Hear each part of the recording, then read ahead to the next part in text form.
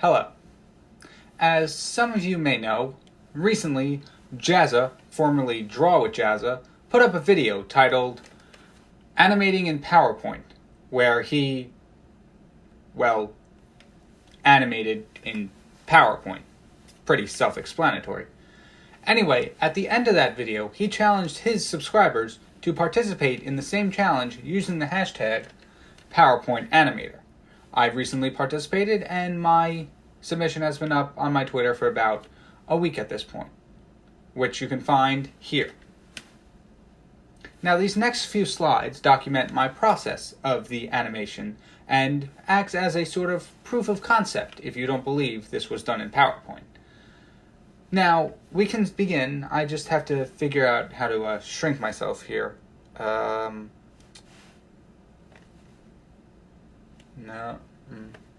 No, that goes to the next slide. Okay, go back. And, there we go. Alright, so, next slide. As we begin, we can see that I started off with a simple face drawing. I did the cross proportions to get the head, the ears, the eyes, all that good stuff. And hair has always been like a big issue for me. I've recently noticed that I've had trouble drawing hair on characters, like different hair, or making it look like it's actually part of the head and not sat atop like a toupee. But I actually think the hair here turned out pretty good. I think I did an accurate job putting a hairline that made it look like the hair was part of the head and not some kind of weird hat. But my original plan here was to have the face split open, and then close back up. So like split open, show like tendrils, maybe some dripping blood and stuff, and then close back up. But as I started developing it further and further and going more into the slides, I noticed that I was getting further and further away from that original concept. As you can see, the head splitting turned more into a peeling. So instead of opening up wide, it started coming down, which I think made it a bit hard on myself because I realized when peeling, if something were to peel or unzip, it would get more wrinkly on the bottom parts as it all folded in on itself. So I had to go through and do that for every slide. And now what I did for most of these slides is I duplicated the previous slide, erased some components, and then added them in again. I had a slightly different thing. So I felt this was a way to keep it simple, which is not something I'm known to do, and also get more out of less work, if you know what I mean. With that being said, as the skin was peeling away, I wanted to reveal something, although I didn't know what that was going to be. My original plan, after the first original plan, was to have it reveal maybe an egg, and then have that egg crack and something to pop out of that. But, as you can see, as we move on, that didn't happen. I decided to go more with an alien, sort of like a person like an alien in disguise who's just had their undercover unveiled. So I went with that. I didn't really do much with the alien design, but I kept it pretty generic, big eyes, green, standard Hollywood stuff. But I think it still turned out pretty good, but I had to go in and make a couple of changes. Every time I came back to this project, which took me like a day or two, and every time I kept coming back to it, I'm like, wait, if I did this, I would get this effect. So although once I put in all the line work and stuff, I still had to make little tweaks and adjustments. You'll see that as we get into the color layer, I had to go in and add the stretch lines as it moves down in order to get it to appear to move faster than it previously was. And because I didn't do those in the line work, as you'll see later, I think it ruins the effect a little bit, because since I didn't duplicate those parts from slide to slide, I had to draw them from scratch without the onion layer that I would be granted in somewhere like Photoshop or Toon Boom, I think is one of the other ones too. I've only used Photoshop for 2D animation up until this point, and then Blender for 3D animation, which I have other videos you can check out for that. So once the base of the animation was pretty much there and done, once I got all the line work minus the tweaks here and there. The final step, or second to final step technically, was color. As you can see, I've played through the animation to test it a couple of times while I was animating, just to make sure it was looking good. And for the most part, I think it was. In this slide is color. This is the coloring process of said animation. I only wound up going with base color, but I still think it turned out pretty well, especially because I've had practice from using other less than stellar programs where I would have the line work layer and then I would create a layer under it for the color. That way the color wouldn't go outside of the lines and I was still free to scribble wherever I needed to. Granted, they stayed inside the lines, which the black lines acted as a natural barrier for all of the colors.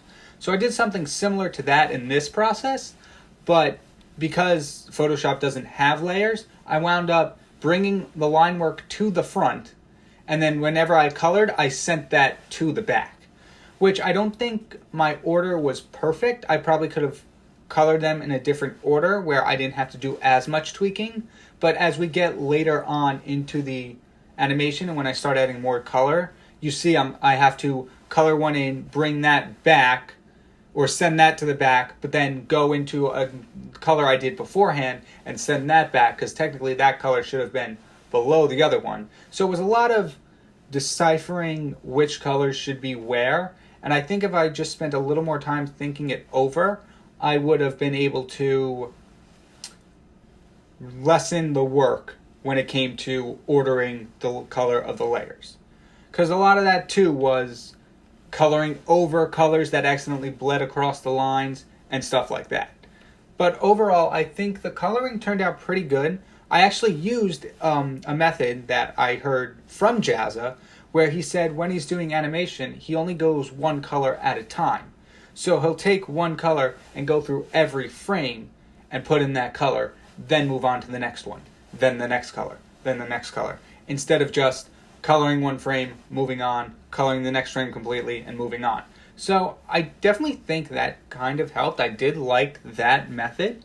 And like he said in his video, it was, I forget which video it was. It was that one, back to color. But in that video, he said it's cool to watch all the colors come together one by one. And I agree, it was.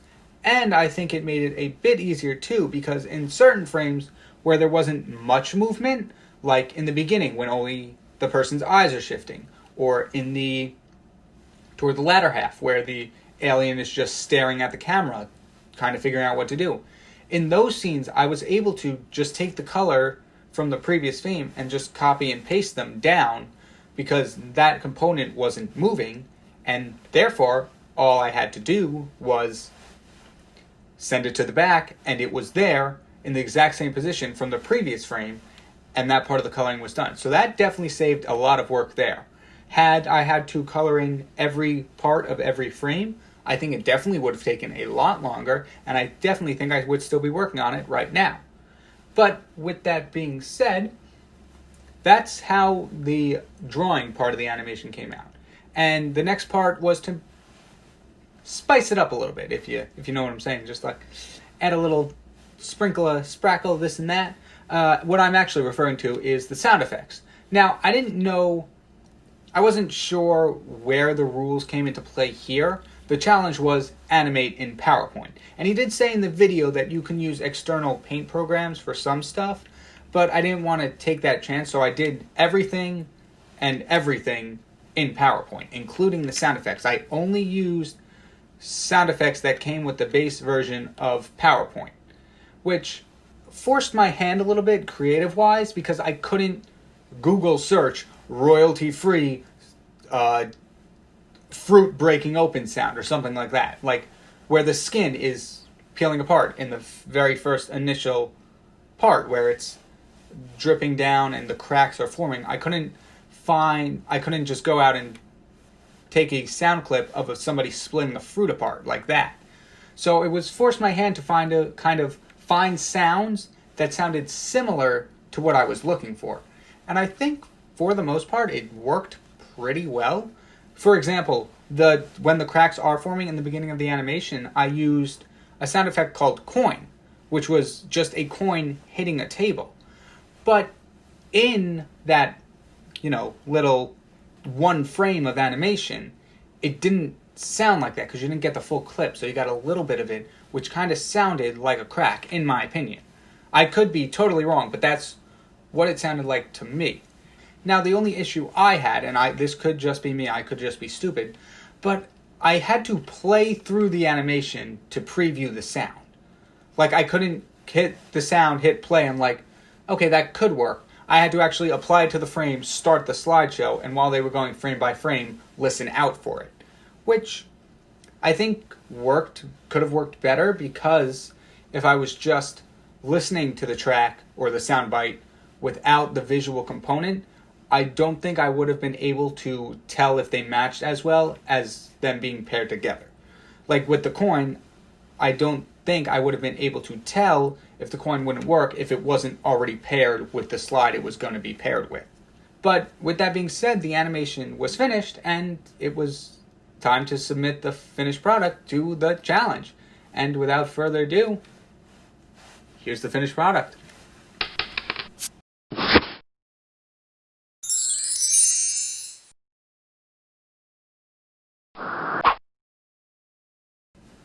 So, yeah, that was my journey of animating in PowerPoint.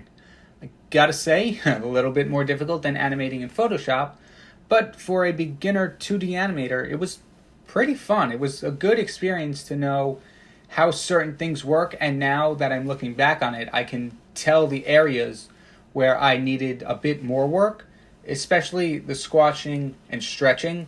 That is definitely where I need my work, because while doing the line work initially, it didn't cross my mind like that's how you make something go faster. I learned it, but it wasn't at the forefront of my mind, so I didn't realize it until I started the color. And that kind of threw off the animation a little bit. But nonetheless, I'm pretty happy with how it turned out for being my third or so animation and being PowerPoint. And I hope you enjoyed this process / proof of concept. If you're interested, make sure to light up that like button and smash that subscribe button. And if you want more content, you can find me here. Take care, everybody. And remember, if you want to make something, just do it. Don't wait, just create.